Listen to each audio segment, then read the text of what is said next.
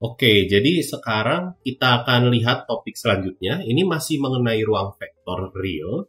Namun sekarang kita akan berikan satu buah operasi lagi yang dinamakan dengan perkalian skalar. Nanti ruang vektornya kita namakan dengan ruang perkalian skalar. Nah, perkalian skalar itu apa? Sebenarnya sebagai pengantar, kita sudah sempat melihat perkalian skalar, salah satu contohnya, yaitu dot product atau hasil kali titik atau perkalian titik di ruang vektor Rn. Nah, sekarang kita akan lihat perumumannya dan sifat apa saja yang harus dipenuhi oleh perkalian skalar. Jadi di sini kita akan melihat topik tentang perkalian skalar dan sifat-sifatnya.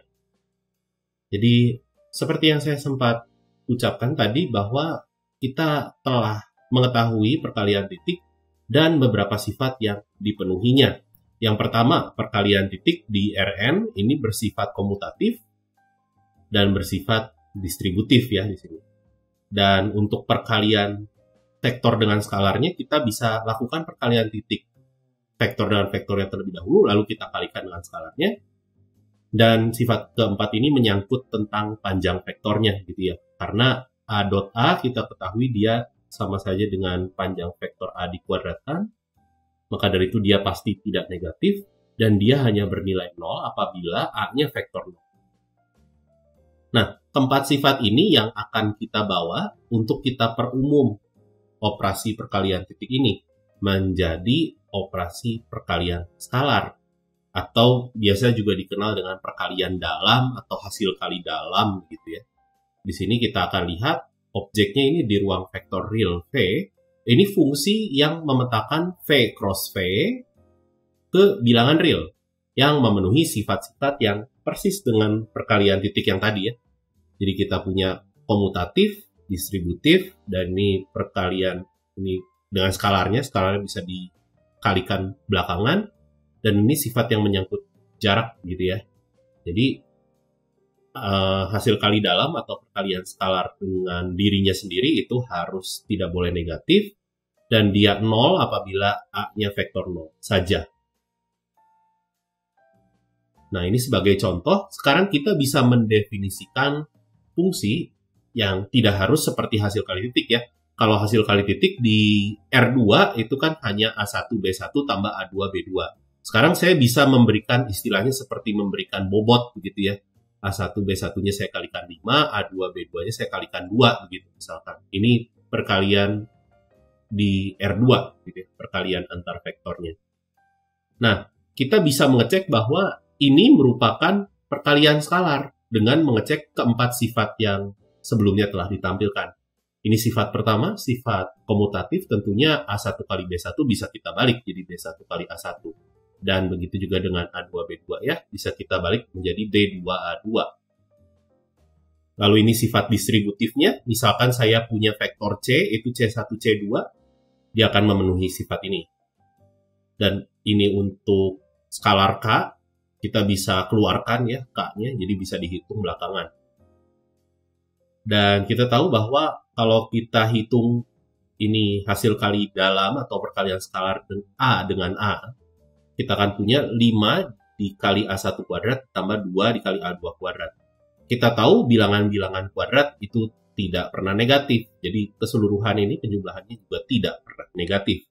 Dan dia hanya bernilai 0 untuk A1-nya 0 dan A2-nya 0. Jadi sudah cocok dan memenuhi keempat syarat yang sudah kita punya. Jadi fungsi ini merupakan perkalian skalar untuk R2. Tentunya ini perkalian skalar yang tidak standar ya. Perkalian skalar yang standar untuk Rn adalah perkalian titik yang sudah kita tahu sebelumnya. Ini contoh lainnya, misalkan saya punya perkalian yang seperti ini. Nah, ini bisa dibuktikan bahwa dia bukan perkalian skalar. Untuk membuktikan suatu fungsi ini bukan perkalian skalar, cukup tunjukkan salah satu sifat atau syarat yang tidak berlaku. Di sini saya akan memilih A-nya vektor 1, 1. Ternyata ketika saya hitung perkaliannya dengan dirinya sendiri, saya akan peroleh nilainya min 1. Min 1 sudah tidak lebih besar atau sama dengan 0. Jadi sifat keempat sudah tidak dipenuhi karena ada satu buah vektor yang membuat sifat keempatnya gagal. Jadi fungsi ini bisa kita sebut dia bukan perkalian skalar ya. Dan ada beberapa teorema atau sifat yang bisa diturunkan dari keempat sifat pada definisi dari perkalian skalar, yaitu jika kita kalikan A dengan vektor 0, terserah urutannya, karena ingat lagi karena dia komutatif, dia pasti bernilai 0. Dan ini sifat distributif namun di komponen kedua ya, ini masih berlaku juga karena dia komutatif. Dan ini sifat perkalian dengan skalar namun di komponen kedua. Ini juga masih tidak masalah ya, karena dia komutatif sekali lagi. Selanjutnya di sini saya punya perkalian skalar yang standar di ruang vektor yang lain selain Rn. Di sini di ruang polinom kita bisa punya perkalian skalarnya adalah mengalihkan ini koefisien demi koefisiennya ya, lalu dijumlahkan. Jadi ini mirip seperti hasil kali titik ya. Namun kita kalikan koefisien-koefisiennya lalu dijumlahkan semuanya. Ada juga yang menghitung integralnya gitu ya, fx kali gx dx. Misalkan ini dibatasi gitu ya, polinomnya dibatasi, domainnya misalkan di min 1 sampai 1. Ada juga yang seperti itu. Ini beberapa perkalian skalar yang standar di ruang vektor polinom berderajat n. Lalu untuk ruang matriks, kita biasa lakukan hal yang mirip dengan hasil kali titik, namun ini per elemennya begitu ya. Jadi contohnya kalau saya punya matriks 2 kali 2, misalkan saya punya EFGH, ABCD, berarti hasil kali titiknya, maksud saya hasil kali dalamnya atau perkalian skalarnya adalah A kali E tambah B kali F tambah C kali G tambah D kali H gitu. Jadi mengalihkan per komponen atau per unsur lalu dijumlahkan. Mirip sekali dengan hasil kali titik yang sudah kita pelajari. Dan untuk ruang vektor fungsi kontinu, biasanya kita lakukan pengintegralan ya. Dan bisa saja diberi bobot W, begitu, fungsi W. Namun fungsi W-nya harus tidak boleh negatif ya untuk setiap X di A, B. Dan itu adalah beberapa perkalian skalar standar. Selanjutnya kita akan melihat apa saja yang bisa kita pakai dari perkalian skalar ini.